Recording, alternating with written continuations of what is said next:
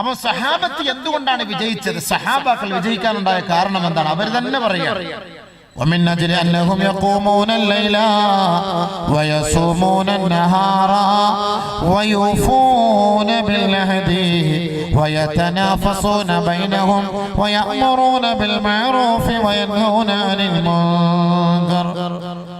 ന്യൂനപക്ഷമായ ആ സഹാബത്ത് വിജയിക്കാനുണ്ടായ കാരണം അവർ ഒന്ന് യഖൂമൂനൽ ലൈല, പാതിരാ സമയത്ത് എഴുന്നേറ്റ് നമസ്കരിക്കുന്നവരാണ്. അല്ലാഹുവിനോടുള്ള ഹഖ് അതാണ് ആദ്യം മനസ്സിലാക്കേണ്ടത്. വയസൂമൂനൻ നഹാർ, പകൽ സമയത്ത് അവർ നോമ്പെടുക്കുന്നവരാണ്. വയൂഫൂന ബിൽ അഹദി, അല്ലാഹുവിനോടുള്ള കരാറുകൾ പരിപൂർണമായി നിറവേറ്റുന്നവരാണ് സഹാബാക്കൾ. നല്ലപോലെ മനസ്സിലാക്കണം. അതുകൊണ്ട് എന്തുകൊണ്ടാണ് അവർ വിജയിച്ചത്? മുസ്ലിം ഉമ്മത്തിന്റെ വിജയം, മുസ്ലിം ഉമ്മത്തിന്റെ രക്ഷ എവിടെയാണ്? ആ വിജയം എവിടെ കിട്ടും? അതിന് ഏറ്റവും വലിയ തെളിവാണിത്.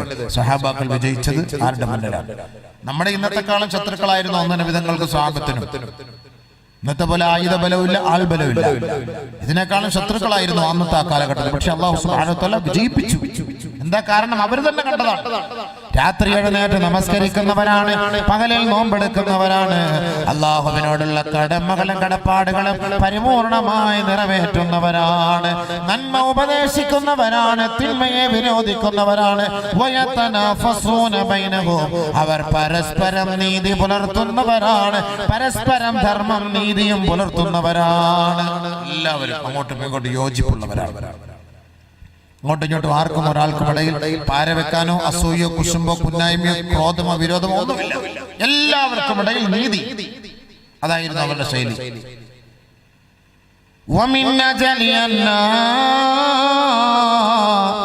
പ്രഭോ, നമ്മൾ പരാജയപ്പെടാനുണ്ടായ കാരണം ഞാനൊന്ന് വിവരിക്കട്ടെയോ? പട്ടാളക്കാർ അങ്ങോട്ട് മറുപടി പറയാം. ഹിർക്കൽ രാജാവിനോട് പറയാൻ,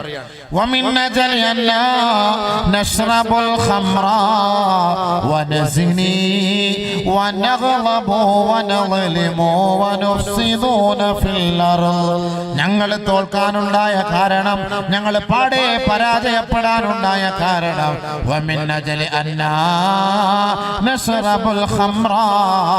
ഞങ്ങൾ മദ്യപിക്കുന്നവരാണ്, ഞങ്ങൾ വ്യഭിചരിക്കുന്നവരാണ്, ഞങ്ങൾ ആവശ്യമില്ലാതെ ദേഷ്യപ്പെടുന്നവരാണ്, ഞങ്ങൾ പരസ്പരം അക്രമം പ്രവർത്തിക്കുന്നവരാണ്,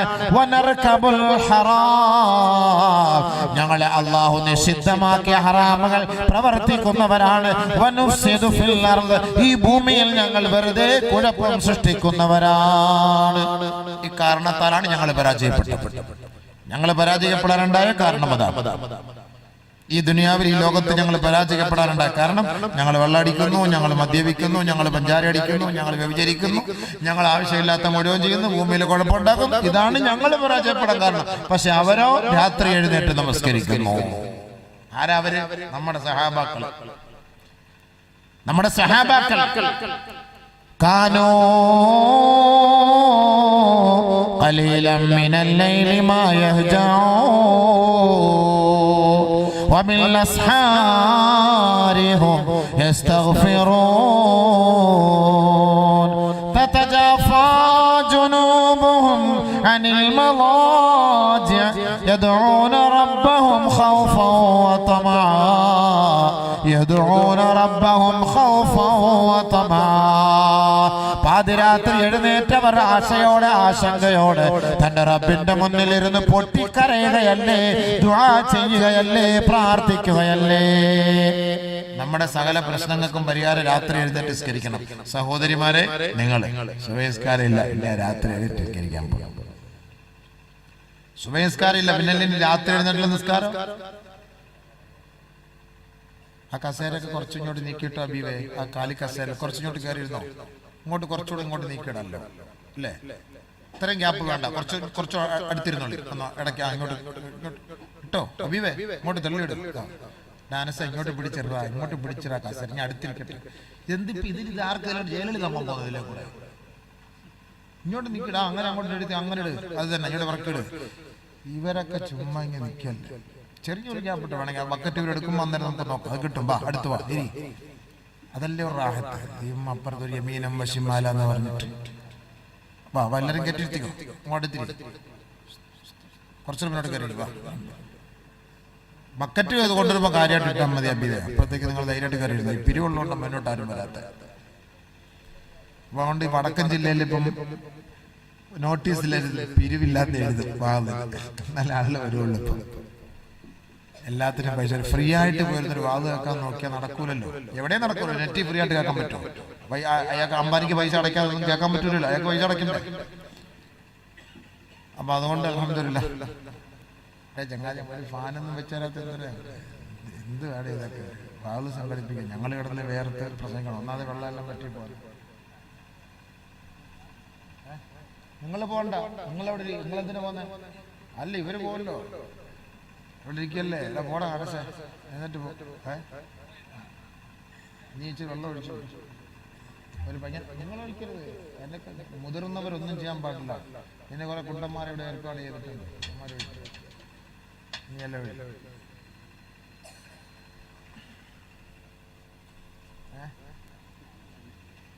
അവനല്ലേ പ്രസംഗിക്കാൻ വിളിക്കാൻ പറ്റും. അപ്പൊ അവനെല്ലാം നമുക്ക് പിടിക്കാൻ പറ്റും. പ്രസംഗം തുടങ്ങിയപ്പോൾ പൂച്ചി കുറെ തിന്നിട്ടുണ്ട് കേട്ടോ. കുറെ ഒക്കെ അകത്തായി. ലൈറ്റെല്ലാം ഓഫാക്കി കുഴപ്പമുണ്ടോ? ഇന്നലെയും കുറെ തിന്നു, മിഞ്ഞാന്നും കുറെ തിന്ന്. അതുകൊണ്ട് ഇപ്പൊ ഭക്ഷണം കഴിക്കാൻ മനസ്സ് വരുന്നില്ല. തിന്നതിനിപ്പോ ചൈനക്കാരുടെ കൂടെ ഇത് തിന്നേണ്ടി വരും. ശീലിച്ച്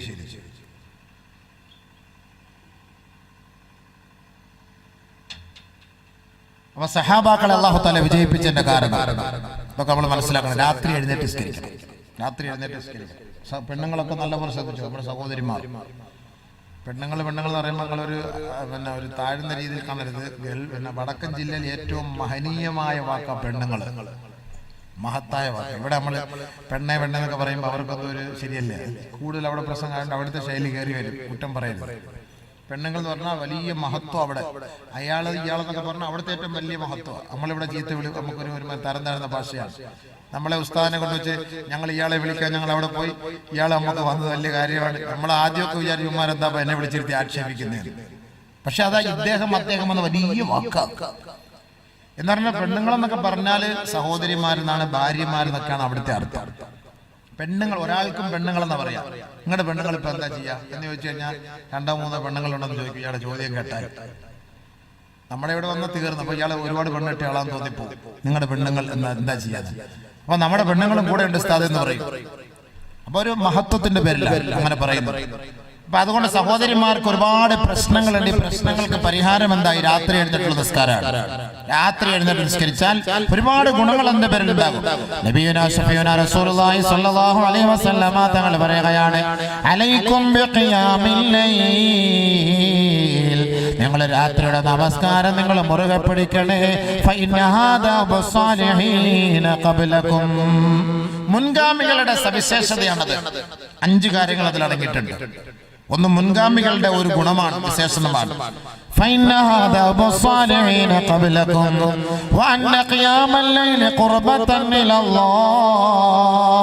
രാത്രി എഴുന്നേറ്റ് നമസ്കരിച്ചാൽ അല്ലാഹുമായുള്ള ബന്ധത്തിന് അടുപ്പം കൂടുതലാകുമെന്ന് നബിയുനാ റസൂലുള്ളാഹി.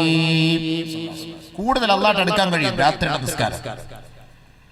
ഖിയാമുൽ ലൈൽ വന്നാസു നിയാമൻ, ജനങ്ങളെല്ലാവരും ഉറങ്ങിക്കിടക്കുമ്പോൾ നമ്മൾ രാത്രി എഴുന്നേറ്റ് 2 റക്അത്ത് നിസ്കരിക്കുമ്പോൾ അത് അല്ലാഹുക്ക് നമ്മളോട് വലിയൊരു അടുപ്പം തോന്നും, വലിയൊരു മഹബത്താണ്. വഅന്ന ഖിയാമൽ ലൈൽ മുൻഹാത്തുൻ അനിൽ ഇസ്മി, പാപങ്ങളെ തടയിടാൻ അതൊരു കാരണമാകുമെന്ന് നബിയുനാ ഹബീബുനാ ശഫീഉനാ റസൂലുള്ളാഹി. പാപങ്ങൾ ഒഴിവാക്കിയിട്ട് പാപങ്ങൾ ഉണ്ടാകാതിരിക്കാൻ അതൊരു കാരണമാകും രാത്രിയത്തെ നമസ്കാരം, തഹജ്ജുദ് നിസ്കാരം. 4 ചെയ്തു പോയ പാപങ്ങൾ എത്രയായാലും ആ പാപങ്ങൾക്ക് പരിഹാരം കാണാൻ പാതിരാത്രിയുള്ള നമസ്കാരം നിങ്ങൾക്ക് പ്രയോജനം ചെയ്യുമെന്ന് ഹബീബുനാ ശഫീഉനാ റസൂലുള്ളാഹി. അഞ്ചാമത്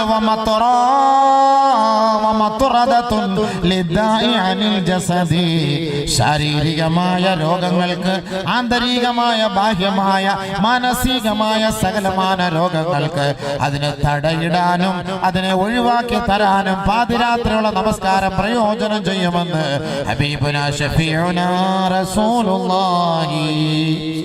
രാത്രി നമസ്കാരം മാരകമായ രോഗങ്ങളൊന്നും ഉണ്ടാവില്ല. അപ്പൊ അതുകൊണ്ട് രാത്രി എഴുന്നേറ്റ് നിസ്കരിക്കണം എന്നാണ് നബി സല്ലല്ലാഹു അലൈഹി വസല്ലം തങ്ങൾ നമ്മളോട് പറയുന്നത്. ആ രാത്രിയുടെ നിസ്കാരം നമ്മളെ വിജയത്തിലേക്ക് എത്തിക്കും. അപ്പൊ രാത്രി എഴുന്നേറ്റ് നമുക്കെതിരെ വരുന്ന ഓരോരോ ഭരണകൂടത്തിനെതിരെ അല്ലെങ്കിൽ നമുക്കെതിരെ വരുന്ന ശത്രുക്കൾക്കെതിരെ ഒക്കെ നമ്മൾ രാത്രി പൊട്ടിക്കരഞ്ഞിരുന്ന് ദുആ ചെയ്യുമ്പോൾ പടച്ചവന്റെ ഭാഗത്തു നിന്നുള്ള സഹായമോടെ. وفينا رسول الله يتلو كتابه إذا انشق معروف من الفجر ساطع. ബഹുമാനപ്പെട്ട ഹസ്സാൻ ഇബ്നു സാബിത്ത് റളിയല്ലാഹു തആല നബി സല്ലല്ലാഹു അലൈഹി വസല്ലമ തങ്ങളെ കുറിച്ച് പാടുകയാണ്. പാതിരാത്രി എഴുന്നേറ്റ് നിസ്കരിക്കും.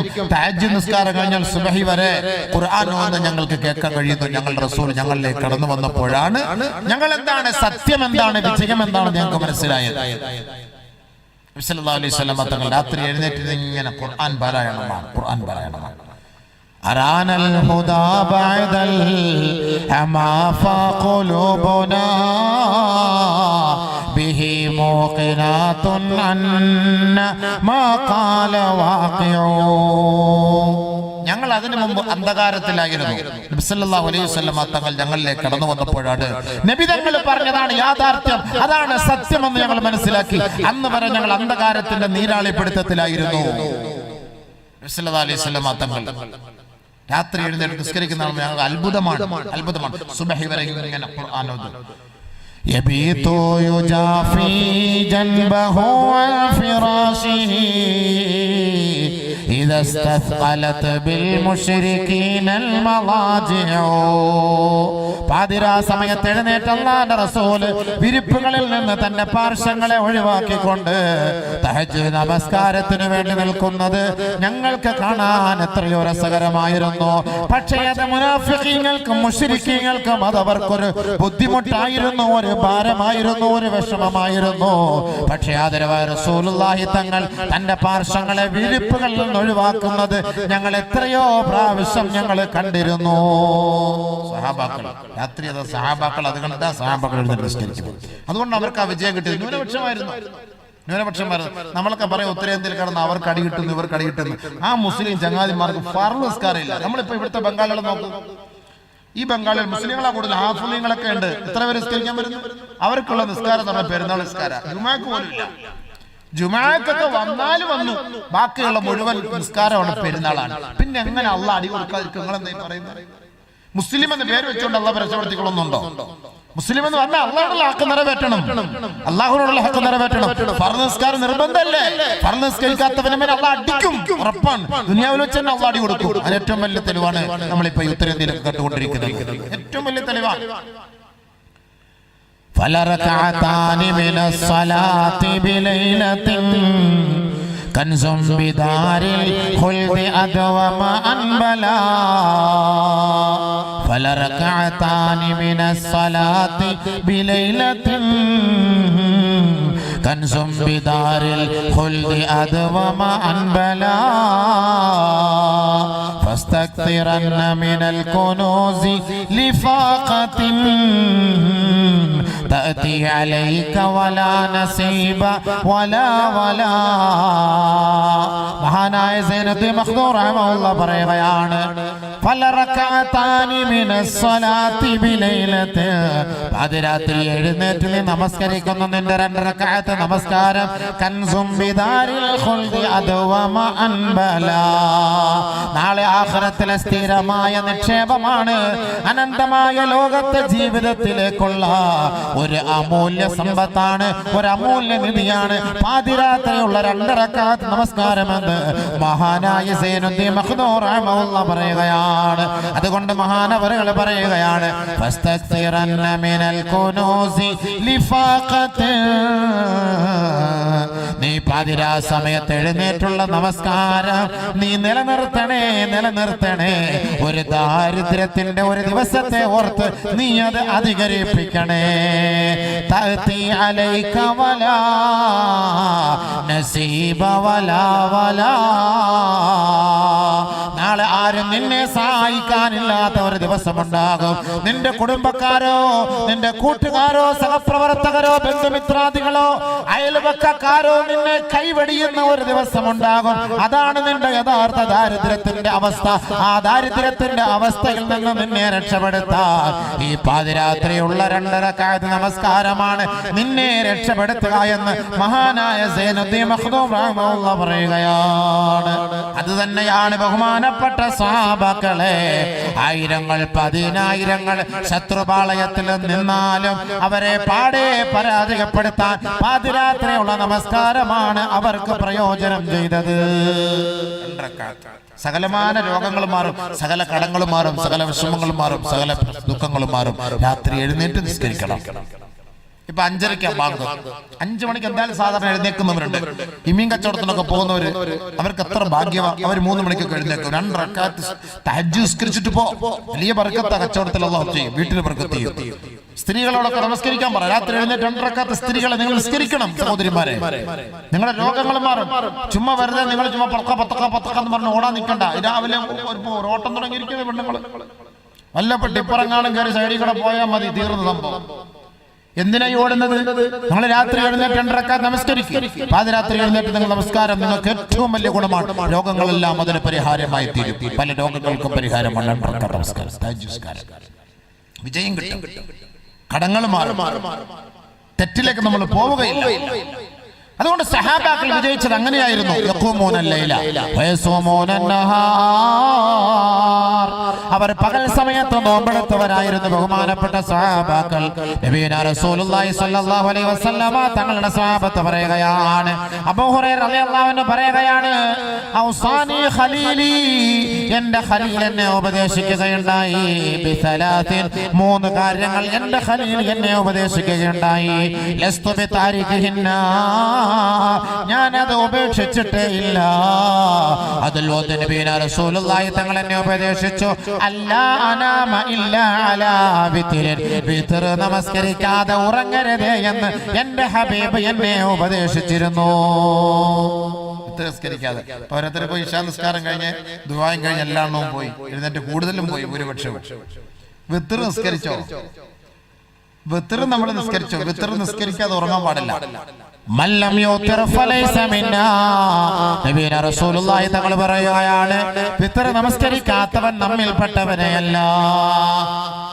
വലിയ വാക്കാ. ഇശാ നിസ്കാരം കഴിഞ്ഞ് 2 റക്അത്ത് പോകും. ആ 1 റക്അത്ത് വിത്ർ, 3 റക്അത്ത് വിത്ർ നിസ്കാരം, ആ നമസ്കാരം നമ്മൾ സുന്നത്ത് മുഅക്കദാണ്. ഹനഫി മദ്ഹബ് അനുസരിച്ച് വാജിബാണ്. നിസ്കരിക്കണം. നിസ്കരിച്ചില്ല ഖളാ വീട്ടുന്നതാണ്. എത്ര പേര് നിസ്കരിക്കുന്നുണ്ട്? ബഹുമാനപ്പെട്ട നബിയുനാ റസൂലുള്ളാഹി തങ്ങൾ ഉപദേശിക്കുകയാണ്. ബഹുമാനപ്പെട്ട അബൂ ഹുറൈറ റളിയല്ലാഹു അൻഹു പറയുകയാണ്, എൻ്റെ ഹബീബ് എൻ്റെ ഖലീൽ എന്നോട് ഉപദേശിച്ചു, വഅല്ലാ അനാമ ഇല്ലാ അലാ വിത്രിൻ, വിത്ർ നമസ്കരിക്കാതെ ഉറങ്ങരുത് എന്ന് എന്നോട് കൽപ്പിച്ചിരുന്നു. ലസ്തു ബിതാരിഖിഹിന്ന, ഞാൻ പിന്നീട് അത് ഉപേക്ഷിച്ചിട്ടേ ഇല്ല.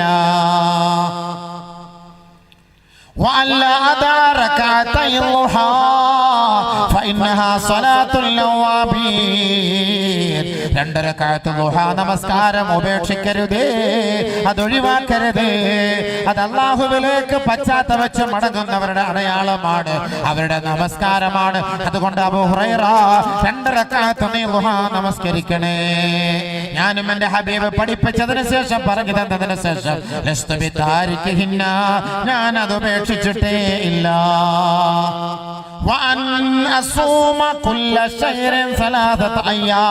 എല്ലാ മാസവും 3 ദിവസം നോമ്പെടുക്കാൻ എൻ്റെ ഹബീബ് എന്നോട് കൽപ്പിച്ചിരുന്നു എന്ന് ബഹുമാനപ്പെട്ട അബൂ ഹുറൈറ റളിയല്ലാഹു അൻഹു. എല്ലാ മാസവും 3 ദിവസം, 13, 14, 15 അറബി മാസം, 13, 14, 15 നോമ്പെടുക്കണം. അല്ലെങ്കിൽ തിങ്കളും വ്യാഴവും നോമ്പെടുക്കണം. എന്തിനായി തത്തക്ക മുത്തക്ക ഓടാൻ പോകുന്നത്? നോമ്പെടുത്തൂടെ? ചാപ്പാട് കുറച്ച് കുറയ്ക്കാം, ഇടയ്ക്കിടയ്ക്ക് നമ്മൾ അങ്ങോട്ട് ലോഡ് ഇത്ര കുറയ്ക്കുന്നു, അത്രയും ലോഡ് മഗ്‌രിബ് പോലെ തിന്നാൻ തുടങ്ങുന്നത്. അതാ രസം. ഇപ്പൊ നോമ്പിന്റെ അന്ന് നമ്മൾ തിന്നുന്നത് പോലെ ഈ ദുനിയാവിൽ മറ്റൊരു സമയത്ത് നമ്മൾ തിന്നാറില്ല. പകൽ സമയത്തിരിക്കുന്ന മുഴുവൻ വിശപ്പും എല്ലാം കൂടെ അല്ലാഹുമ്മ ലക്കസൂന്ന് കേൾക്കുമ്പോഴേ തട്ടാൻ തുടങ്ങിയാൽ രാവിലെ 5:15 വരെ പിന്നെ അങ്ങനെ അസുഖം മാറുന്നു. അപ്പൊ അതുകൊണ്ട് നിങ്ങൾ 2-3 നോമ്പ് മാസം തോറും പിടിക്കണം. വിധങ്ങൾ പറഞ്ഞ വാക്കാണ്. അല്ലെങ്കിൽ തിങ്കൾ വ്യാഴം നോമ്പെടുക്കണം. അപ്പൊ അസുഖങ്ങളൊക്കെ മാറും. സഹാബാക്കളെ വിജയിക്കാനുണ്ടായ കാരണം അതാണ്. ഇത് അല്ലാഹുവിനോടുള്ള ഹഖാണ്, പടച്ച തമ്പുരാനോടുള്ള കടമയാണ്, കടപ്പാടാണ്. വയൂഫൂന ബിൽ അഹദി, കരാർ പാലിക്കുന്നവരാണ്, കടമകൾ പൂർത്തിയാക്കുന്നവരാണ് ബഹുമാനപ്പെട്ട സഹാബാക്കൾ. 3 കടമകളുടെ കാര്യങ്ങളാണ് ഞാൻ തേവലക്കര മുതൽ പ്രസംഗിക്കുന്നത്. 3 കടമകൾ. ഒന്നാമത്തെ കടമ അള്ളാഹുവിനോടുള്ള കടമയാണ്. ആ കടമ നിറവേറ്റിയതിന്റെ ഉദാഹരണം, ഗുഹയ്ക്കകത്ത് പ്രവേശിച്ച ഒരു സമൂഹത്തെ അള്ളാഹു തആല രക്ഷപ്പെടുത്തുന്നതിന്റെ 3 കാരണങ്ങൾ. ഒന്ന്, അവർ അള്ളാഹുവിനോടുള്ള കടമകൾ നിറവേറ്റി. അത് ഉദാഹരണം അവിടെ പറഞ്ഞു. രണ്ടാമത്തെ കടമ ഹുഖൂഖുൽ ഇബാദി ഫിൽ മുആമല, സൃഷ്ടികളോടുള്ള ഇടപാട് കാര്യങ്ങളിലുള്ള കടമകൾ, കടപ്പാടുകൾ, കൊടുക്കൽ വാങ്ങലുകൾ, ആ ഇടപാടുകൾ നമ്മൾ പൂർത്തിയാക്കണം. അത് ഇന്നലെ ഞാൻ അവിടെ സൂചിപ്പിക്കുകയുണ്ടായി. അങ്ങോട്ടും ഇങ്ങോട്ടുമുള്ള ഇടപാടുകൾ, കൊടുക്കലും വാങ്ങലും ഇതൊക്കെ നമ്മുടെ ഭാഗത്തുനിന്ന് ഉണ്ടാകണം. പക്ഷേ അത് അങ്ങോട്ടും ഇങ്ങോട്ടും കൊടുക്കുകയും വാങ്ങുകയും ചെയ്യുമ്പോൾ അതിൽ കൃത്യനിഷ്ഠ പാലിക്കണം. ഇടപാടുകൾ നടത്തുമ്പോൾ എഴുതി വെക്കണം. ഇതൊക്കെ അള്ളാഹു അവന്റെ റസൂൽ നമുക്ക് പഠിപ്പിച്ചിരുന്ന വാക്കുകളാണ്. കടം കൊടുത്തതിന് ശേഷം മടക്കി തരാൻ ഗതിയില്ലാതെ പോയവർക്ക് നിങ്ങൾ വിട്ടുവീഴ്ച ചെയ്യണേ. നബിയുനാ റസൂലുള്ളാഹി തങ്ങൾ പറയുകയാണ്, മൻ സറഹു അൻയുൻജിയഹുല്ലാഹു മിൻ ഖുറബി യൗമിൽ ആഖിറ ഫൽയുഫർരിജ് അൻ മുഅ്സിരിൻ ഔ വദഅ അൻഹു ഔ കമാ ഖാല റസൂലുള്ളാഹി. ആർക്കെങ്കിലും നാളെ പാരത്രിക ജീവിതത്തിൽ നാളെ മഹ്ശറയിലെ ഭയാനകതയിൽ നിന്ന് രക്ഷപ്പെടണമെന്ന് ആഗ്രഹമുണ്ടോ, ഫൽയുഫർരിജ് അൻ മുഅ്സിരിഹി, തനിക്ക് കിട്ടാനുള്ള സമ്പത്തിൽ നിന്ന് വിട്ടുവീഴ്ച ചെയ്യണേ. പാവപ്പെട്ടവനാണ്, മടക്കാൻ ഗതിയില്ല, തിരിച്ചടയ്ക്കാൻ വഴിയില്ല, സാധുവാണ്, ഫക്കീറാണ്, മിസ്കീനാണ്, വാടക വീട്ടിലാണ് കഴിയുന്നവൻ, അവന് കടം അടയ്ക്കാൻ തിരിച്ചടയ്ക്കാൻ യാതൊരു മാർഗവുമില്ല എങ്കിൽ അത് വിട്ടുവീഴ്ച ചെയ്തു കൊടുത്താൽ നാളെ ആഖിറത്തിൽ അല്ലാഹു അവന്റെ കുറവുകളെ ഒഴിവാക്കി തരുമെന്ന് നബിയുനാ റസൂലുള്ളാഹി. മൻ അറാദ അൻ തുസ്തജാബ ദഅവതുഹു, ആർക്കെങ്കിലും ദുആ സ്വീകരിക്കണമെന്ന് ആഗ്രഹമുണ്ടോ, ആരുടെയെങ്കിലും ഇബാദത്തുകൾ സ്വീകരിക്കണമെന്ന് ആഗ്രഹമുണ്ടോ, ഫൽയുനഫിസ് അൻ മുഅ്സിരിൻ, ഇടപാടുകാരുടെ ഇടപാടുകളെ നിങ്ങൾ വിട്ടുവീഴ്ച ചെയ്യണേ. ആർക്കെങ്കിലും ബുദ്ധിമുട്ടും പ്രയാസങ്ങളുള്ളവർക്ക് നമ്മൾ കുറച്ച് ഇടപാടുകൾ നടത്തിക്കൊടുത്ത് അവരെ ഒന്ന് സഹായിക്കണം. അവരെ നമ്മളൊന്ന് സഹായിക്കണം. അങ്ങനെ സഹായിച്ചാൽ നാളെ അല്ലാഹു നിങ്ങളെ സഹായിക്കുമെന്നാണ് ഖുർആൻ, ഈ ഹദീസ് നമ്മളെ പഠിപ്പിക്കുന്നത്. ഫൽയുനഫിസ് അൻ മുഅ്സിരിൻ, അവന്റെ വിഷമം മാറ്റി കൊടുത്താൽ നാളെ അല്ലാഹു നിന്റെ ദുആ സ്വീകരിക്കും, നിന്റെ ഇബാദത്ത് അല്ലാഹു സ്വീകരിക്കും. അല്ലാഹു തആല പറഞ്ഞ, നബി തങ്ങൾ പറഞ്ഞ വാക്കാണ്. മാത്രമല്ല, ആരെങ്കിലും മറ്റുള്ള സഹോദരങ്ങളുടെ ഇടപാടുകളെ തീർത്തു കൊടുത്താൽ അല്ലല്ലാഹു ഫീ ദില്ലിഹി യൗമ ലാ ദില്ല ഇല്ലാ ദില്ലുല്ലാഹ്, നാളെ ആരുടെയും തണലില്ലാത്ത ദിവസത്തിൽ, ആരുടെയും സഹായമില്ലാത്ത ദിവസത്തിൽ അല്ലാഹു ഇവർക്ക് അർശിന്റെ തണൽ കൊടുക്കുമെന്ന് ആദരവായ ഹബീബായ റസൂലുള്ളാഹി. ആരുടെയും തണലില്ലാത്ത ദിവസം അല്ലാഹു തണൽ നൽകി നമ്മളെ ആദരിക്കും. എപ്പോ ഒരാളുടെ ഇടങ്ങേറ്, ബുദ്ധിമുട്ട് നമ്മൾ മാറ്റിക്കൊടുത്താൽ. ഇത് സൃഷ്ടികളോടുള്ള കടമയാണ് കേട്ടോ. ഹുഖൂഖുൽ ഇബാദി ഫിൽ മുആമല, സൃഷ്ടികളോടുള്ള കടമയാണ്. മൂന്നാമതാണ് നമ്മുടെ ബന്ധം, ഇന്നത്തെ വിഷയമായിട്ട് ബന്ധപ്പെട്ടത്. മൂന്നാമത്തെ കലവറ, മൂന്നാമതാണ് നമ്മളുമായിട്ടുള്ള ബന്ധം. എന്താണത്? ഹുഖൂഖുൽ ഇബാദി ഫിൽ മുആശറ. രക്തബന്ധുക്കളും കുടുംബ ബന്ധുക്കളും അയൽവക്ക ബന്ധുക്കളും സഹപ്രവർത്തകരും സഹയാത്രികരും സഹപാഠികളും തമ്മിലുള്ള ബന്ധം, ആ ബന്ധമാണ് നമ്മൾ നിലനിർത്തേണ്ടത്. അതാണ് നമുക്ക് ആവശ്യം. അത് നമ്മൾ നിലനിർത്തണം. നബിയുനാ റസൂലുള്ളാഹി സ്വല്ലല്ലാഹു അലൈഹി വസല്ലമ തങ്ങൾ പറയുകയാണ്, انطلق ثلاثة نفر ممن كان قبلكم حتى آواهم المبيت إلى غار فانسحرت شجرة حجر من الجبل. അല്ലാഹുവിന്റെ പ്രവാചകൻ പഠിപ്പിച്ചു കൊടുക്കുകയാണ്, 3 പേര് ഗുഹയ്ക്കുള്ളിലേക്ക് പ്രവേശിച്ചപ്പോ ആ ഗുഹാമുഖത്തെ വലിയ ഒരു പാറക്കല്ല് കൊണ്ട് മൂടപ്പെടുകയാണ്.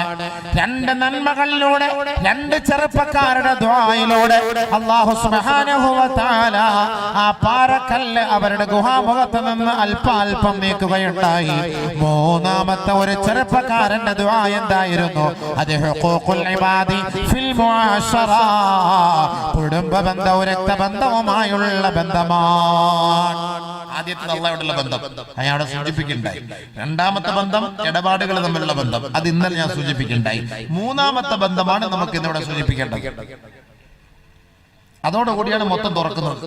കലവറ 3 തുറന്നു കഴിഞ്ഞു, 2 എണ്ണ കയറിക്കാ തുറന്നിട്ടുള്ളൂ. അത് കുറെ നാൾ കൊണ്ട് ഇങ്ങനെ തുറക്കാന്ന് പറഞ്ഞു ഇന്ന് നമുക്കിവിടെ തുറന്നിട്ട് പോകണം. മൂന്നാമത് എന്താ സംഭവിച്ചത്? മൂന്നാമത്തെ ചെറുപ്പക്കാരന്റെ ദുആ, അല്ലാഹുമ്മ കാന ലീ അബവാനി ശൈഖാനി കബീറാൻ ഫകുന്തു ഉഗ്ബിഖുഹുമാ ഖബല അൻ ഉഗ്ബിഖ മാഹിലി വമാലി. ഹദരത്ത് റസൂലുള്ളാഹി തങ്ങൾ പറഞ്ഞു കൊടുക്കുകയാണ് സ്വഹാബാക്കളോട് കഴിഞ്ഞ കാലഘട്ടത്തിൽ നടന്ന സംഭവം. മൂന്നാമനായ വ്യക്തി ആ ഗുഹയ്ക്കുള്ളിൽ നിന്നുകൊണ്ട് പ്രാർത്ഥിക്കുകയാണ്, അല്ലാഹുവേ പടച്ചവനെ, എനിക്ക് വൃദ്ധനായ മാതാപിതാക്കളുണ്ടല്ലോ. കാനലി അബവാനി ശൈഖാനി കബീറാൻ, വയസ്സായ വാപ്പാവുമ്മ എനിക്കുണ്ടല്ലോ, വയസ്സായ വാപ്പാവുമ്മ. ഞാൻ അവർക്ക് പാല് കൊടുക്കാതെ, അവരെ ഞാൻ ഭക്ഷിപ്പിക്കാതെ, എന്റെ ഭാര്യക്കോ എന്റെ മക്കൾക്കോ ഞാൻ ഭക്ഷിപ്പിക്കുകയില്ല, ഞാൻ ഭക്ഷണം കൊടുക്കുകയില്ല. ഞാൻ അവർക്കാണ് പ്രാമുഖ്യം നൽകുക, മുൻഗണന നൽകുക. അവർക്കാണ് ഞാൻ മുൻഗണന നൽകുക. അവർക്ക് ഞാൻ ഭക്ഷണം കൊടുക്കുന്നതിന് മുമ്പ് എന്റെ മക്കൾക്ക് ഞാൻ കൊടുക്കാറേയില്ല അല്ലാഹ്, എന്റെ ഭാര്യയ്ക്ക് ഞാൻ കൊടുക്കാറേയില്ല അല്ലാഹ്. ഒരു ദിവസം ഞാൻ വിറകുവെട്ടാൻ വളരെ ദൂരത്ത് പോയി മടങ്ങി വരുമ്പോ അല്ലാഹുവേ, എന്റെ മാതാപിതാക്കൾ വിശന്നുറങ്ങിപ്പോയി. ഞാൻ പെട്ടെന്ന് പോയി, ഞാൻ ഒട്ടകത്തിന്റെ പാല് കറന്നു. ആ പാലുമായി എന്റെ മാതാപിതാക്കളുടെ അരികിലേക്ക് ഞാൻ കടന്നു വന്നപ്പോ അവർ രണ്ടുപേരും ഉറങ്ങിയതായി ഞാൻ കാണുകയുണ്ടായി. അല്ലാഹുവേ, എന്റെ കൈവശം അവർക്കുള്ള പാലിന്റെ പാത്രമുണ്ടായിരുന്നു. എന്റെ കുഞ്ഞുമക്കളോ, എന്റെ കൊച്ചുകുട്ടികളോ വിശന്ന് പൊട്ടിക്കരയുകയാണ്. അവരെന്റെ കാലിൽ പിടിച്ച് യാചിക്കുകയാണ്. എന്റെ കയ്യിലോ പാൽ പാത്രമാണ്. അല്ലാഹ് കൊണ്ടുലാ ഉഗ്ബിഖുഹുമാ ഖബല അൻ ഉഗ്ബിഖ വലദി ഖബല അൻ ഉഗ്ബിഖ വാലിദാ. എന്റെ മാതാപിതാക്കൾക്ക് നൽകാതെ ഞാൻ എന്റെ മക്കൾക്ക് നൽകുകയേ ഇല്ല അല്ലാഹ്. എന്റെ കുട്ടികൾ എത്ര പട്ടിണി കിടന്നാണ് എന്റെ കാലിൽ കിടന്ന് പൊട്ടിക്കരയുന്നത്. പടച്ചവനെ, എന്റെ മാതാപിതാക്കളെ വിഷമിപ്പിക്കാതെ, ദുഃഖിപ്പിക്കാതെ, പ്രയാസപ്പെടുത്താതെ അവരുടെ കട്ടിലിന്റെ അരികെ ഞാൻ പാൽപാത്രവുമായി നിലയുറപ്പിക്കുകയുണ്ടായി. അവർ രണ്ടുപേരും ഉണരുന്നത് വരെ സുബഹിയുടെ സമയമായപ്പോൾ സുബഹയുടെ സമയമായപ്പോൾ അവർ ഉണർന്നു. ഞാൻ അവരെ കുടിപ്പിച്ചു. എന്റെ കുട്ടികൾ പോലും വിശന്ന് കിടക്കുകയാണ്, എന്റെ കുട്ടികൾ പൊട്ടിക്കരയുകയാണ്. പക്ഷെ ഞാൻ എന്റെ കുട്ടികളെ പരിഗണിച്ചില്ല. എന്റെ കുട്ടികളെ പരിഗണിക്കാതെ എന്റെ വാപ്പയും ഉമ്മയുമാണ് ഞാൻ പരിഗണിച്ചത്. പഠിച്ചവനെ, അവർ ഉണർന്നപ്പോൾ ഞാൻ അവർക്ക് പാല് കൊടുത്തു, അവരത് കുടിച്ചു. അതിനുശേഷമാണ് എന്റെ കുടുംബത്തിനെ ഞാൻ കുടിപ്പിച്ചത്. അല്ലാഹുമ്മ ഇൻ കാനത് ഇബ്തിഗാ വജ്ഹിക ففرج عنا ما نحن فيه. അല്ലാഹുവേ, ഞാൻ ഈ ചെയ്തത് നിന്റെ ദർബാറിൽ സ്വീകാര്യമുള്ള അമലാണെങ്കിൽ അല്ലാഹ്, ഈ മാരകമായ വിപത്തിൽ നിന്ന്, ഈ അത്യാഹിതത്തിൽ നിന്ന് ഞങ്ങളെ നീ രക്ഷപ്പെടുത്തണമേ അല്ലാഹ്. ബഹുമാനപ്പെട്ട നബി റസൂലുള്ളാഹി തങ്ങൾ സഹാബത്തിന് വിവരിച്ചു കൊടുത്തു. فانفرجا فخرجوا يمشون. അത് പരിപൂർണമായി മാറുകയും ആ 3 യുവാക്കളും ആ ഗുഹയ്ക്കുള്ളിൽ നിന്ന് പുറത്തേക്ക് നടന്നു പോവുകയും ചെയ്തു. വാപ്പാക്കും ഉമ്മാക്കുമുള്ള ഉത്തരവാദിത്വം രക്തബന്ധുക്കളോടുള്ള കടമയാണ്, കുടുംബക്കാരോടുള്ള കടമയാണ്, കടപ്പാടാണ്. മൂന്നാമത് നബി തങ്ങൾ നമ്മളെ പഠിപ്പിച്ചു തന്നത് ഹുഖൂഖുൽ ഇബാദി ഫിൽ മുആശറ, അത് രക്തബന്ധുക്കളോടുള്ള കടമയാണ്, അത് കുടുംബ ബന്ധുക്കളോടുള്ള കടമയാണ്, അത് മാതാപിതാക്കളോടുള്ള കടമയാണ്, അത് മക്കളോടുള്ള കടമയാണ്. ഇന്നല്ലാഹ സുബ്ഹാനഹു വ തആല യസ്അലുൽ വാലിദ ഖബ്ല അൻ യസ്അലൽ വലദ യൗമൽ ഖിയാമ. ഹേ മാതാപിതാക്കളെ, നിങ്ങൾക്ക് മക്കളോട് കടമയില്ലേ? ഹേ മക്കളെ, നിങ്ങൾക്ക് മാതാപിതാക്കളോട് കടമയില്ലേ? മാതാപിതാക്കളെ അനുസരിക്കാത്ത എത്രയോ വൃത്തികെട്ട മക്കളാണ് ഇന്ന് നമ്മുടെ നാട്ടിലുള്ളത്. വാപ്പയെ ഉമ്മയെ വഞ്ചിച്ചുകൊണ്ട് ഒളിച്ചോടി പോകുന്ന എത്രയോ നാറികളായ വൃത്തികെട്ട പെൺകുട്ടികൾ നമ്മുടെ കുടുംബത്തിലില്ലേ? ഇവളെ ശപിക്കപ്പെട്ടവളാണ്, ഇവള് നാളെ നരകത്തിന്റെ തീയാണ്. ഇവള് ദുനിയാവിലും ആഖിറത്തിലും ശപിക്കപ്പെടുകയും ഈ ദുനിയാവിൽ അവൾ നികൃഷ്ടയും നിന്നയുമായിട്ടല്ലാതെ മാതാപിതാക്കളെ വേദനിപ്പിച്ചവളും വഞ്ചിച്ചവളും മരിച്ചു പോവുകയേ ഇല്ല എന്ന് കമാ ഖാല റസൂലുള്ളാഹി. വാപ്പയോട് ഉമ്മയോടുള്ള കടമ അതാണ്. നമ്മൾ എത്ര നിസ്കരിച്ച് ഇബാദത്തിൽ പറഞ്ഞിട്ട് കാര്യമില്ല. വാപ്പ ഉമ്മ അത് അള്ളാന്റെ ദർബാറിൽ അത് സ്വീകാര്യമാണ്. അള്ള കഴിഞ്ഞാൽ അടുത്ത കടമ മാതാപിതാക്കൾക്കാണ്, വാപ്പക്കും ഉമ്മക്കുമാണ്. അതുകൊണ്ടല്ലേ നബി തങ്ങൾ ഇത്രയും കടമ. അതുകൊണ്ടല്ലേ ഈ ചെറുപ്പക്കാരൻ ദുആ ചെയ്തത്, എന്റെ വാപ്പാക്കും എന്റെ ഉമ്മാക്കും ഞാൻ ഭക്ഷണം കൊടുക്കും, എന്റെ ഭാര്യയ്ക്കും മക്കളും കൊടുക്കുന്നതിന് മുമ്പേ ഞാൻ അവർക്ക് കൊടുക്കും അല്ലാ. അതുകൊണ്ട് ഇത് നീ സ്വീകരിച്ചിട്ടുണ്ടെങ്കിൽ ഞങ്ങളെ രക്ഷപ്പെടുത്തുന്നില്ല. അപ്പോഴേ രക്ഷപ്പെടുത്തും. അപ്പൊ അതിന്റെ അർത്ഥം എന്താ?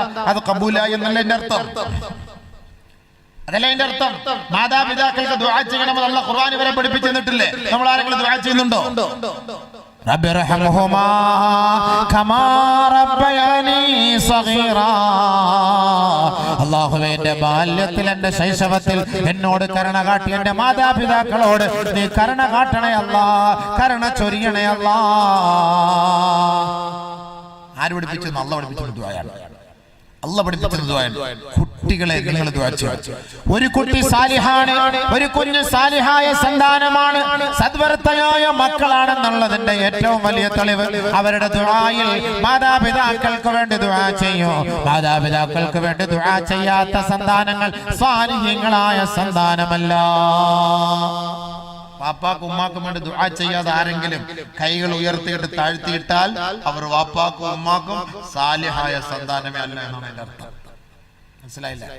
റബ്ബിർഹംഹുമാ കമാ റബ്ബയാനി സഗീറാ. അല്ലാഹുവേ, എന്റെ ശൈശവത്തിൽ എത്ര ത്യാഗം അനുഭവിച്ചതാണ് എന്റെ ഉമ്മ. എത്ര പ്രയാസപ്പെട്ടിട്ടുണ്ടാവും, എത്ര വിഷമമുണ്ടാവും. നിങ്ങളെല്ലാം മനസ്സിലാക്കിയിട്ടുണ്ടോ ആ ഉമ്മയുടെ വിഷമം? നബിയുനാ റസൂലുള്ളാഹി സ്വല്ലല്ലാഹു അലൈഹി വസല്ലമ തങ്ങളുടെ അരികിലേക്ക് ഒരു സഹാബി കടന്നു വന്നുകൊണ്ട് ചോദിച്ചില്ലേ, നബിയേ, മൻ അഹഖു ബിഹുസ്നി സഹാബതി, എനിക്ക് മാതാപിതാക്കളിൽ ഏറ്റവും കൂടുതൽ കടമയും കടപ്പാടും ആരോടാണ് നബിയേ? ഉമ്മുക, നിന്റെ ഉമ്മയോടാണ്. രണ്ടാമതും ചോദിച്ചു, വീണ്ടും നബി തങ്ങൾ പറഞ്ഞു ഉമ്മുക, നിന്റെ ഉമ്മയോടാണ്. മൂന്നാമതും ചോദിച്ചു, മൂന്നാമത് നബി തങ്ങൾ പറഞ്ഞു ഉമ്മുക, നിന്റെ ഉമ്മയോടാണ്. നാലാമത്തെ ചോദ്യത്തിനാണ് പറഞ്ഞത് അബൂക, നിന്റെ ഉപ്പയോടാണ്. മൂന്ന് പ്രാവശ്യം ഉമ്മുക ഉമ്മുക ഉമ്മുക ഉമ്മുക. എന്റെ ഉമ്മ ഉമ്മ ഉമ്മ ഉമ്മ. ഉമ്മ അനുഭവിച്ച ത്യാഗമൊന്നും വാപ്പ അനുഭവിച്ചിട്ടില്ലല്ലോ. വാപ്പ അനുഭവിച്ചിട്ടുണ്ടോ? വാപ്പാക്ക് പ്രസവവേദന ഇറങ്ങി കല്ലിന്റെ അസുഖം പറഞ്ഞു. കല്ലിന്റെ അസുഖം വന്നാലേ വാപ്പാടെ പ്രസവവേദന എന്ന് മനസ്സിലാവുള്ളൂ. അല്ല പിന്നെ എന്താ പ്രസവം? ആണുങ്ങളുടെ പ്രസവവേദന കല്ലിന്റെ അസുഖമാണ്. അത് പുറത്ത് ചാടണം, അത് ഇളകണം, എന്ന് കിടന്ന് നിലവിളിക്കുന്ന കാണണം. പെണ്ണുങ്ങളുടെ പ്രസവവേദന അത് അവരുടെ കല്ലാതെ. പിന്നെ അവർക്ക് അല്ലാഹു സുബ്ഹാനഹു വ തആല ഒരു കുട്ടിയെ കിട്ടി നല്ല നല്ല സന്തോഷത്തിന്റെ പേരിൽ അതൊക്കെ അല്ലാഹു സുബ്ഹാനഹു വ തആല അങ്ങ് എളുപ്പമാക്കി കൊടുക്കും, പെട്ടെന്നാക്കി കൊടുക്കും, റാഹത്താക്കി കൊടുക്കും. അതൊന്നും അവർക്ക് വിഷയമല്ല. 99% വികാരം അല്ലാഹു സ്ത്രീകൾക്കാണ് സൃഷ്ടിച്ചിട്ടുള്ളത്. ഒരു വികാരമേ പുരുഷനെ സൃഷ്ടിച്ചിട്ടുള്ളൂ. നിങ്ങൾക്കറിയോ? ആർക്കാ വികാരം കൂടുതൽ, പുരുഷനോ സ്ത്രീക്കോ? സ്ത്രീക്കാണ്. ആ 99% വികാരങ്ങൾക്കും പരിഹാരമാണ് ഈ പ്രസവം. ഈ പ്രസവമാണ്. അപ്പോൾ നബി സല്ലല്ലാഹു അലൈഹി വസല്ലമ തങ്ങൾ പറഞ്ഞ ഹദീസാണ്. അതുകൊണ്ട് ബഹുമാനമുള്ള സഹോദരങ്ങളെ, ഉമ്മയോടാണ് ഏറ്റവും കൂടുതൽ ഹക്ക്. ഉപ്പയേക്കാൾ ഏറ്റവും കൂടുതൽ ഹക്ക് ഉമ്മയോടാണ്. ഈ കുട്ടി വാപ്പ ഇട്ടിട്ട് പോയാൽ ഈ ഉമ്മ കളയോ കുഞ്ഞിനെ? വാപ്പ ഇട്ടിട്ട് പോയി, വാപ്പ വലപ്പുറത്തോട്ട് പോയി, അവിടെ പോയി ഒരു പെണ്ണും കെട്ടിയാണ് കാണിച്ചു. 2-3 കുട്ടികൾ ഉണ്ടാക്കിയിട്ട് അയാളുടെ പാട്ടിന് പോയി. 3 റിലീസായിട്ട് എന്ന് പറഞ്ഞ മാക്രിയുടെ കുട്ടികൾ കരഞ്ഞടക്കേണ്ട. ആരായിട്ട് ഉത്തരവാദിത്തം വഹിക്കാൻ ആരുമില്ല. പിന്നെ തള്ള എന്ത് കളയാൻ പറ്റുമോ? ഈ പാവം പിടിച്ചതിനെല്ലാം കൂടെ ഒരു സിമി കവറിനകത്ത് കെട്ടി തൂക്കിയിട്ട് അള്ളാഹു അതിനെ അഡ്ജസ്റ്റ് ചെയ്ത് ഇങ്ങനെ കൊണ്ടുപോവാണ് ഈ തള്ള പാവം. തന്ത അവിടെ പോയിട്ട് വേറെ പെണ്ണും കെട്ടി താമസിക്കുന്നു. തള്ളകളയില്ല, കാരണം അവൾക്കറിയാം എന്റെ വിഷമം.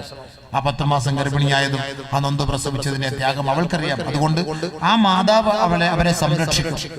പണ്ടായിരുന്നു, ഇപ്പൊ അവളെയും കൂടെ കളഞ്ഞിട്ട് കാമുവിനോട് വിളിച്ചോടാണ്. അത് പുതിയ സാധനങ്ങൾ. അതിപ്പം വാപ്പായും വേണ്ട, ഉമ്മയുടെ ഭർത്താവിനെയും വേണ്ട.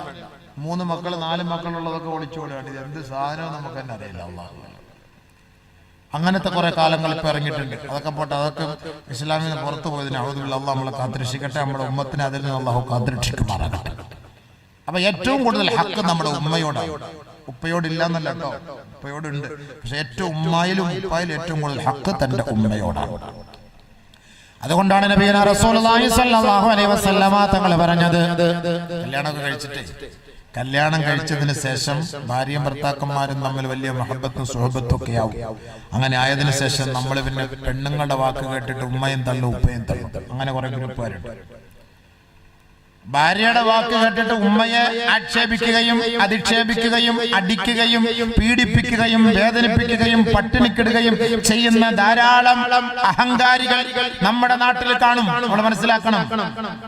അത് ഏറ്റവും വലിയ ശിക്ഷയാണ് അവർക്ക് കിട്ടാൻ പോകുന്നത്. എത്ര വലിയ നിസ്കാരവും തൗബ കൊടുത്ത് കഴിഞ്ഞിട്ടുണ്ടിരിക്കുന്ന ആളായാലും ശരി, ഉമ്മയെ വേദനിപ്പിച്ചുകൊണ്ട് നിന്റെ ഭാര്യയ്ക്ക് പരിഗണന നൽകിയാൽ അള്ളാഹു നിന്നെ വെറുതെ വിടുകയില്ല. അൽഖമ റളിയല്ലാഹു തആല അൻഹുവിന്റെ സംഭവം അതിനെയാണ് നമ്മൾ അറിയിക്കുന്നത്. അൽഖമ റളിയല്ലാഹു തആല അൻഹു എന്ന സ്വഹാബിക്ക് കലിമ ചൊല്ലാൻ പോലും കഴിയാതെ കടന്ന് വിഷമിക്കുന്ന സമയത്ത് നബി തങ്ങൾ ഹദറത്തിൽ വന്ന് അൽഖമയുടെ അരികിൽ നിന്നിട്ട് ചോദിച്ച ഒരേ ഒരു ചോദ്യം, എവിടെ അൽഖമയുടെ ഉമ്മ? ഒറ്റ ചോദ്യം അതേ ഉള്ളൂ, വേറെ ഒന്നും ചോദിച്ചിട്ടില്ല. കാരണം അൽഖമ നല്ല ആളാണെന്ന് നബി തങ്ങൾക്ക് അറിയാം. ചോദിച്ച ഒരേ ഒരു ചോദ്യം, എവിടെ അൽഖമയുടെ ഉമ്മ? അപ്പോഴാണ് സഹാബത്ത് പറഞ്ഞത് അദ്ദേഹവുമായിട്ട് വെറുപ്പിലാണ്, വിദ്വേഷത്തിലാണ്, വഴക്കിലാണ്. അദ്ദേഹമായിട്ട് മിണ്ടാറില്ല, മിണ്ടൂല. ഉമ്മയായിട്ട് വഴക്കിലാണ്, മിണ്ടൂല നബിയെ. ഭാര്യയുടെ വാക്ക് കേട്ടിട്ട് സഹാബാക്കൾക്കിടയിൽ ഉണ്ടായിട്ടോ. നബി സല്ലല്ലാഹു അലൈഹി വസല്ലമ തങ്ങൾ പറഞ്ഞ ഒരേ ഒരു വാക്ക്, അൽഖമയെ ഇപ്പം നമ്മൾ കത്തിക്കണം എന്ന് പറഞ്ഞ വാക്ക്. ഉമ്മയെ വെറുപ്പിച്ചിട്ട് ഭാര്യയുടെ കൂടെ താമസിച്ച അൽഖമയെ വിറക് കൊണ്ട് കത്തിക്കാൻ നബി തങ്ങൾ ബിലാലിനോട് പറയാ, ബിലാലെ വിറക് കൂട്ട് ഇപ്പൊ കത്തിക്കാം. എന്താ പറഞ്ഞ വാക്ക് ആലോചിച്ച് നോക്ക്. ബഹുമാനപ്പെട്ട നബി റസൂലുള്ളാഹി തങ്ങൾ സഹാബത്തിനോട് പറയുകയാണ്, അൽഖമയുടെ ഉമ്മയെ നിങ്ങൾ കൊണ്ടുവരണമേ. എവിടെയാണെങ്കിലും അൽഖമയുടെ മാതാവിനെ നിങ്ങൾ കൊണ്ടുവരണമേ. ബഹുമാനപ്പെട്ട സഹാബാക്കളെ തെരഞ്ഞുപിടിച്ച് അൽഖമയുടെ ഉമ്മയെ കൊണ്ടുവരികയാണ് ഹബീബുന റസൂലുള്ളാഹി തങ്ങളുടെ ഹദറത്തിൽ. അല്ലാഹുവിന്റെ റസൂലിന്റെ ഹദറത്തിലേക്ക് കൊണ്ടുവന്നു. നബിയുന റസൂലുള്ളാഹി തങ്ങൾക്ക് സലാം ചൊല്ലി സലാം അടക്കുകയാണ്.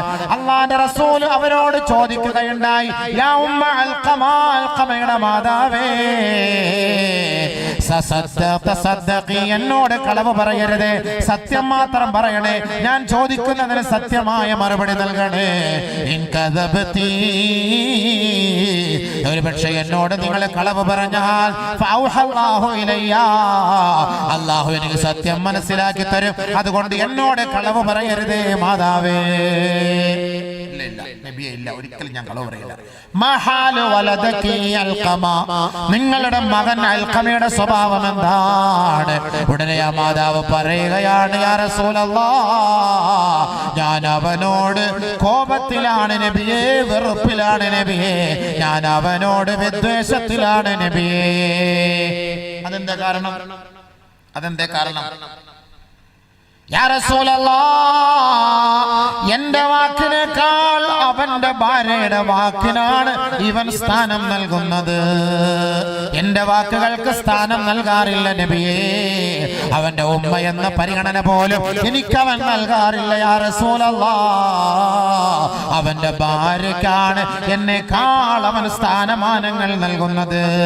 അതുകൊണ്ട് നബിയേ, ഇന്നി സാഖിത്തുൻ അലൈഹി, ഞാൻ അവനോട് വെറുപ്പാണ്, എനിക്കവന്റെ മുഖം കാണേണ്ടതില്ല, ഞാൻ അവന് മാപ്പ് ചെയ്യില്ല എന്ന് കർക്കശ സ്വഭാവത്തോടുകൂടി വാശി പിടിച്ച ഈ മാതാവിന്റെ മുന്നിൽ അല്ലാഹുവിന്റെ റസൂൽ പറയുകയാണ്, ഉമ്മാ ഇർഹമീ തുർഹമീ, നിങ്ങൾ മാപ്പ് ചെയ്യണേ, അല്ലാഹു നിങ്ങൾക്ക് മാപ്പ് ചെയ്തേക്കാം. ഇല്ല, എനിക്ക് മാപ്പ് ചെയ്യാൻ കഴിയില്ല, കാരണം അത്രത്തോളം എന്നെ വേദനിപ്പിച്ചവനാണ്.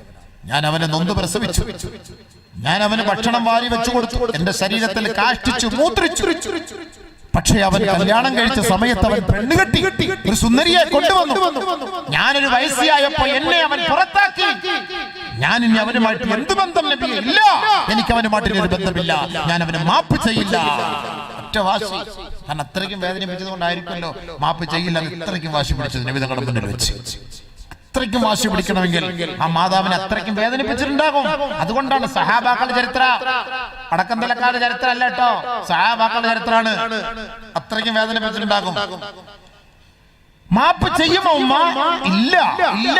നബീന റസൂലുള്ളാഹി തങ്ങളെ സഹാബത്തിനോട് പറയുകയാണെങ്കിൽ, സഹാബാ നിങ്ങൾ വിറക് ശേഖരിക്കണേ, ഇപ്പോൾ ഈ ഉമ്മാന്റെ മുന്നിൽ വെച്ച് തന്നെ നമുക്ക് ഈ അൽഖമയെ ചുട്ടുകരിക്കാം. അദാബുല്ലാഹി അശദ്ദു മിൻ അദാബി ദുനിയാ. ഉമ്മാ, ദുനിയാവിന്റെ ശിക്ഷയേക്കാൾ നാളെ ആഖിറത്തിന്റെ ശിക്ഷ കഠിന കഠോരമാണ്, കടുപ്പമേറിയതാണ്.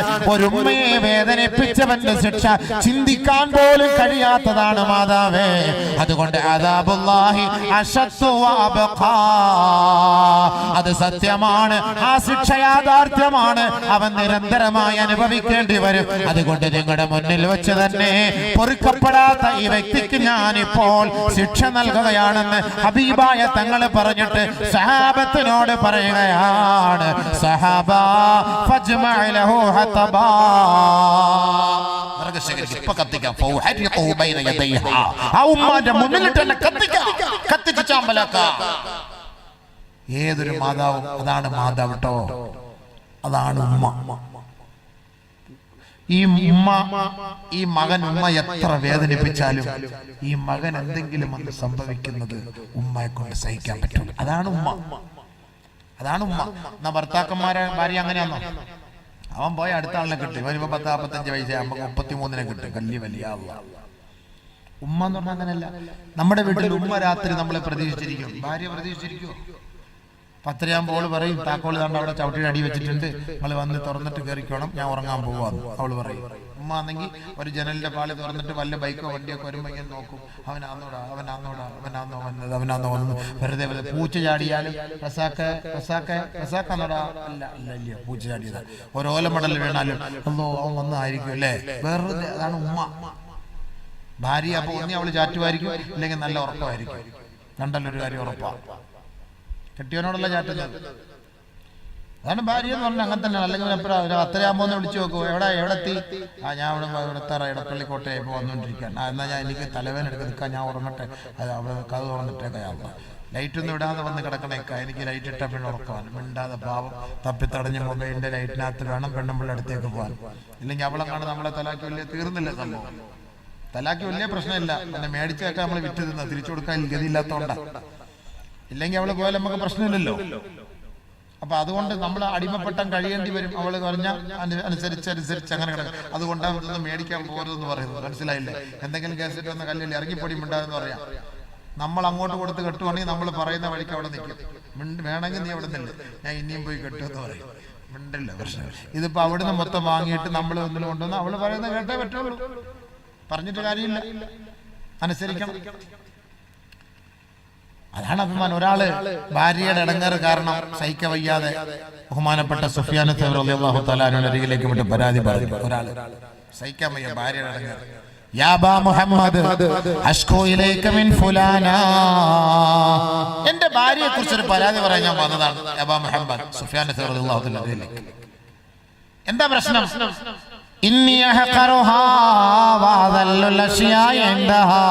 ഞാൻ അവളുടെ അരികിൽ ഒരു വിലയുമില്ല, ഒരു നിലയുമില്ല, ഒരു നിന്ദ്യനാണ് മഹാനവറുകളെ. അതല്ലുൽ അഷ്യ എന്ന് പറഞ്ഞാൽ ₹1 അവളുടെ മുന്നിൽ എനിക്കൊരു വിലയില്ല. അത്രയ്ക്ക് എന്നെ അവളൊരു വെറും ഒരു തരംതാഴ്ന്നവനായിട്ടാണ് കാണുന്നത് മഹാനവറുകളെ. എന്താണ് പരിഹാരം? അല്പസമയം ബഹുമാനപ്പെട്ട സുഫിയാൻ തൗരി റളിയല്ലാഹു തആല അൻഹു തല കുനിഞ്ഞിരുന്നു. കുറെ കഴിഞ്ഞ് തല ഉയർത്തിയോട് ചോദിച്ചു,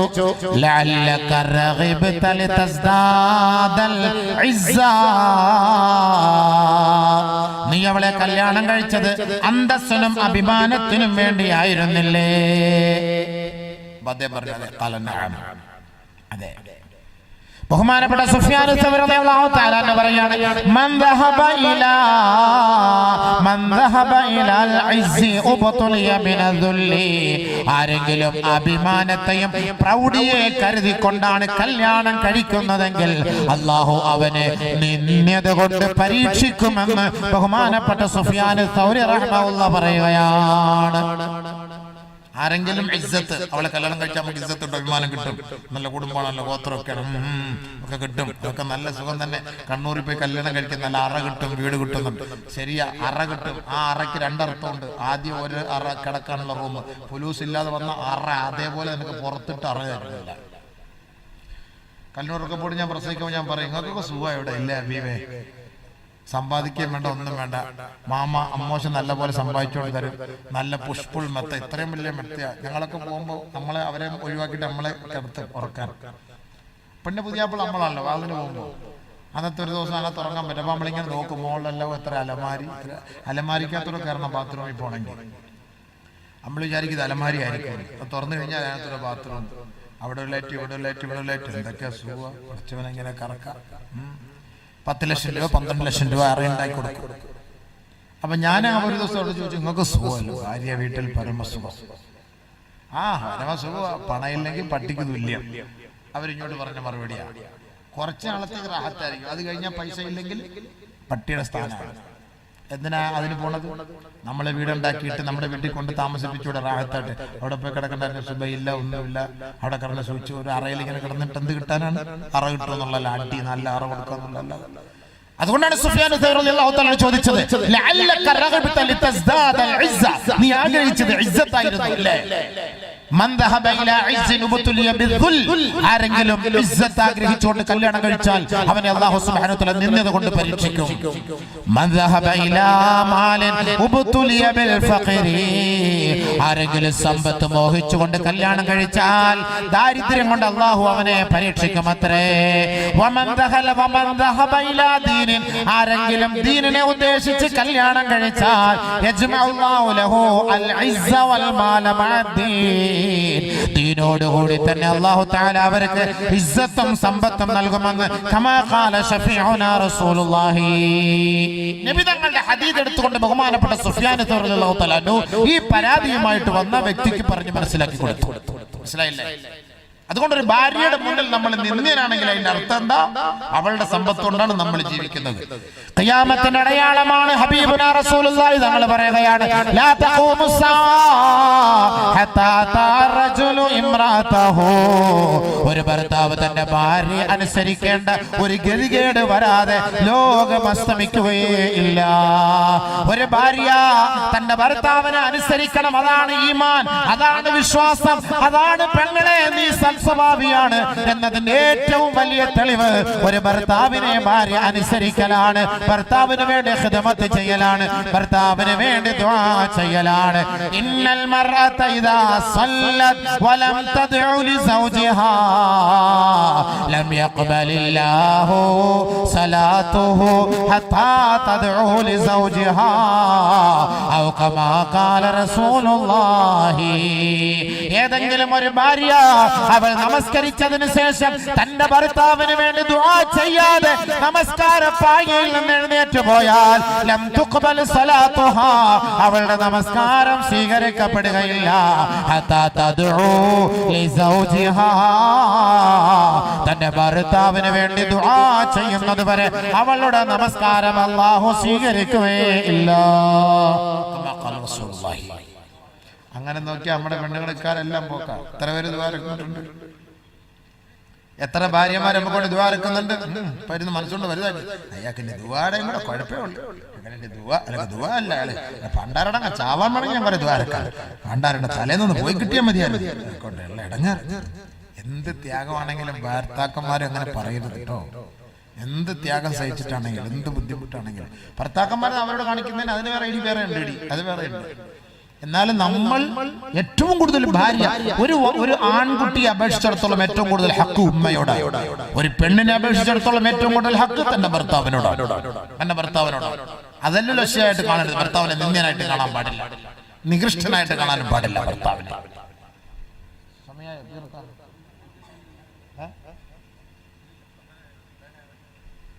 അത്രയായോ? അയ്യോ, അരമണിക്കൂർ കൂടെ ഉള്ളൂ, 11 മണി തീർന്നു. ഞാൻ അറിഞ്ഞില്ല സംഭവം, പെട്ടെന്ന് സമയം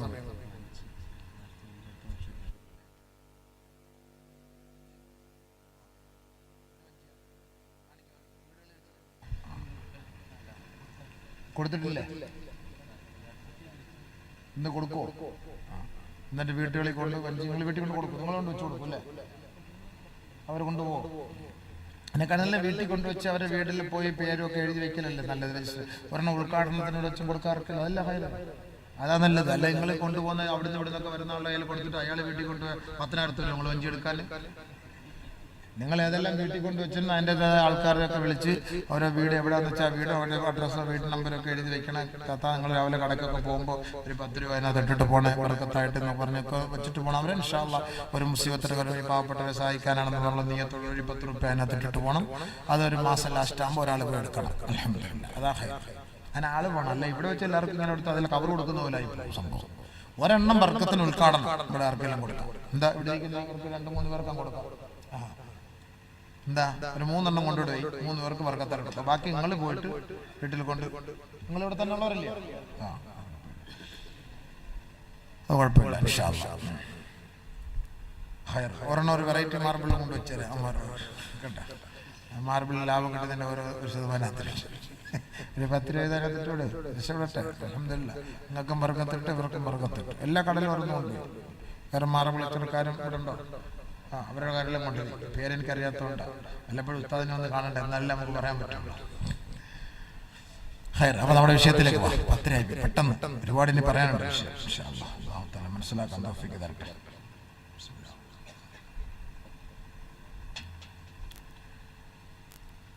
അപ്പോൾ നബി സല്ലല്ലാഹു അലൈഹി വസല്ലമ തങ്ങൾ പറഞ്ഞതെന്താ? ഒരു കാലഘട്ടം വരും അന്ന് ഭാര്യമാർ ഭർത്താക്കന്മാരെ അനുസരിക്കുന്നതിന് പകരം ഭർത്താക്കന്മാർ ഭാര്യമാരെ അനുസരിക്കേണ്ടി വരും. അത് ഖിയാമത്തിന്റെ അടയാളാണ്, ഖിയാമത്തിന്റെ അടയാളാണ്. നബിയുനാ റസൂലുള്ളാഹി സ്വല്ലല്ലാഹു അലൈഹി വസല്ലമ തങ്ങൾ ഒരിക്കൽ ആയിഷ റളിയല്ലാഹു തആല അൻഹയോട് പറയുകയുണ്ടായി. ഫഖാല മുഖാതിബൻ ലിആയിഷ യാ ആയിഷ. സഹോദരിമാരെ നല്ലപോലെ മനസ്സിലാക്കണം ഈ ഹദീസ്, സഹോദരിമാർ നല്ലപോലെ മനസ്സിലാക്കണം. അയ്യുമാ ഇംറാത്തിൻ തുദീ സൗജഹാ ബിലിസാനിഹാ ഇല്ലാ ജഅല അല്ലാഹു ലിസാനഹാ യൗമൽ ഖിയാമത്തി 70 ദിറാഅൻ മിനന്നാർ. ഏതെങ്കിലും ഒരു ഭാര്യ തന്റെ ഭർത്താവിനെ നാവ് കൊണ്ട് വേദനിപ്പിച്ചാൽ അവളുടെ നാവ് 70 മുഴം നാളെ ഖിയാമത്ത് നാളിൽ വലിച്ചു കെട്ടപ്പെടുമെന്ന്, നീട്ടപ്പെടുമെന്ന് നബിയുനാ റസൂലുള്ളാഹി ആയിഷ റളിയല്ലാഹു അൻഹ പറഞ്ഞ വാക്കാണ്. കുറേ വിഷയങ്ങൾ പറഞ്ഞു. ആയിഷ ബിയുടെ കുറേ വിഷയങ്ങൾ പറയുന്ന കൂട്ടത്തിൽ നബി സല്ലല്ലാഹു അലൈഹി വസല്ലം തങ്ങൾ പറഞ്ഞു, ആയിഷ, ഏതെങ്കിലും ഒരു ഭാര്യ തന്റെ ഭർത്താവിനെ നാവ് കൊണ്ട് വേദനിപ്പിച്ചാൽ അവളുടെ നാവ് 70 മുഴം വലിച്ചു നീളത്തിൽ ബന്ധിക്കും. ഹദീസാണ്, നബി തങ്ങളുടെ വാക്കാണ്. ഇല്ലാ ജഅലല്ലാഹു ലഹു ഇല്ലാ ജഅലല്ലാഹു ലിസാനഹാ 70 ദിറാഅൻ മിനന്നാർ. നരകത്തിൽ കൊണ്ടിട്ട് നരകത്തിന്റെ നാവായിട്ട് വലിച്ചെടുക്കും. പിന്നീട് അവളുടെ പിരടിയിൽ ചുറ്റിയത് ബന്ധിക്കപ്പെടുമെന്നും കമാ ഖാല ഹബീബുനാ ശഫീഉനാ റസൂലുള്ളാഹി സ്വല്ലല്ലാഹു അലൈഹി വസല്ലമ തങ്ങൾ മഹദിയായ ആയിഷ ബീവിയോട് പറയുകയുണ്ടായി. ഒരു ഭർത്താവിനെ നമ്മൾ നാവ് കൊണ്ട് വേദനിപ്പിക്കാൻ പാടില്ല ഒരു കാരണവശാലും. ബഹുമാനപ്പെട്ട ബീവി ഖദീജ റളിയല്ലാഹു തആല അൻഹ അല്ലാഹുവിന്റെ റസൂലിന്റെ അരികിൽ നിൽക്കുമ്പോൾ ജിബ്രീൽ വന്നിട്ട് പറയുകയാണ്, യാ റസൂലല്ലാഹ് ആദിഹി ഖദീജ. നബിയെ, അങ്ങയുടെ അരികിൽ നിൽക്കുന്നത് ഖദീജയാണ്. അതതക മഅഹാ ഇനാഉൻ ഫീഹി തആമു വശറാബ്. അങ്ങയുടെ അരികിലേക്ക് പാത്രവുമായിട്ടാണ് വന്നത് ഖദീജ. ആ പാത്രത്തിൽ അങ്ങേക്കുള്ള ഭക്ഷണമുണ്ട് നബിയെ, അങ്ങേക്കുള്ള പാനീയമുണ്ട് നബിയെ. ഫബശിർഹാ ബിബൈത്തിൻ ഫിൽ ജന്ന.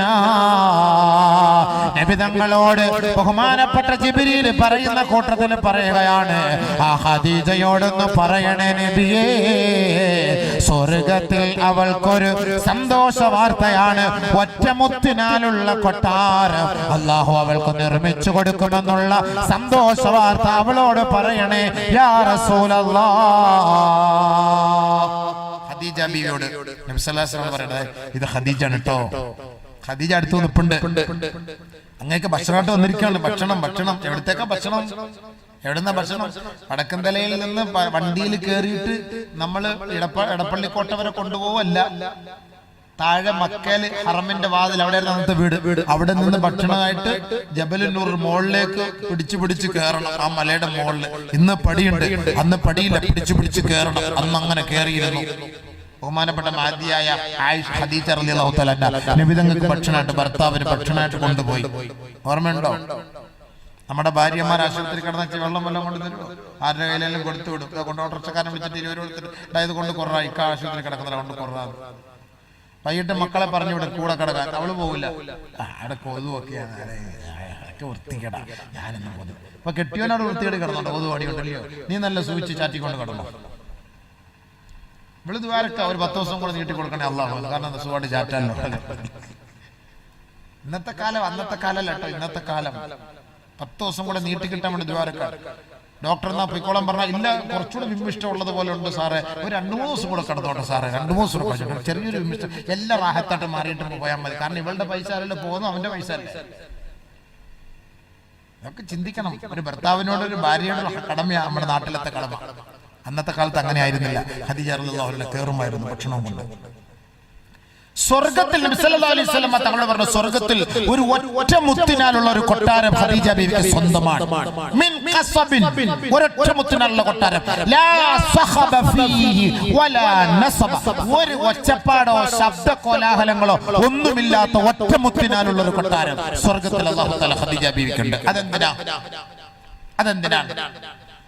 നബിയുന റസൂലുള്ളാഹി സ്വല്ലല്ലാഹു അലൈഹി വസല്ലമ തങ്ങളുടെ മഹദിയായ ഭാര്യയായ ഖദീജ ബീവിക്ക് ഒറ്റമുത്തിനാലുള്ള സ്വർണ്ണ കൊട്ടാരം അല്ലാഹു നാളെ സ്വർഗ്ഗത്തിൽ നൽകുമെങ്കിൽ അതിന്റെ കാരണം ലം തസ്ഖബ് സൗതഹാ ലം തർഫഅ സൗതഹാ അലാ റസൂലില്ലാഹി സ്വല്ലല്ലാഹു അലൈഹി വസല്ലമ യൗമൻ മിനൽ അയ്യാം വലം തുസ്ഖിബുഹു യൗമൻ മിനദ് ദഹ്രി.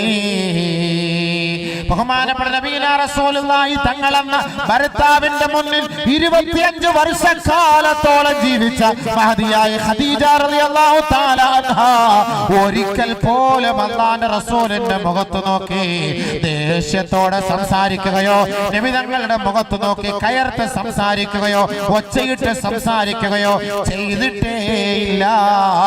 ആ കാരണത്താലാണ് ഒച്ചപ്പാടില്ലാത്ത എല്ലാ സുഖ സൗകര്യങ്ങളും ആഡംബരങ്ങളോടും കൂടിയ ഒറ്റമുത്തിനാലുള്ള കൊട്ടാരം ഖദീജ ബീവിക്ക് സ്വന്തമാണെന്ന് ജിബ്രീൽ വന്ന് നബി തങ്ങളോട് അറിയിച്ചത്.